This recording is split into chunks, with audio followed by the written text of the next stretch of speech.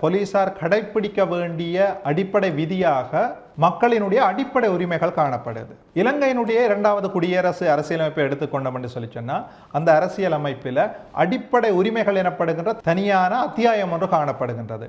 அந்த அத்தியாயத்தில் மக்களுக்குரிய அடிப்படை உரிமைகள் கூறப்பட்டிருக்குது. ஃப்ரீடம் ஆஃப் மூவ்மெண்ட், எந்த ஒரு நபரும் ஒரு இடத்திலிருந்து இன்னொரு இடத்துக்கு பயணம் செய்வதற்கான உரிமை அவரிடம் காணப்படுகின்றது. அதே போல எந்த ஒரு நபருக்கும் கருத்து தெரிவிக்கிற சுதந்திரம் காணப்படுகிறது. எந்த ஒரு நபரும் அமைதியாக ஒன்று கூடுவதற்கு உரிமை அவருக்கு காணப்படுது. எந்த ஒரு நபரும் எதேச்சாதிகாரமான முறையில் கைது செய்யப்படாமல் இருப்பதற்கான உரிமை அவருக்கு காணப்படுது.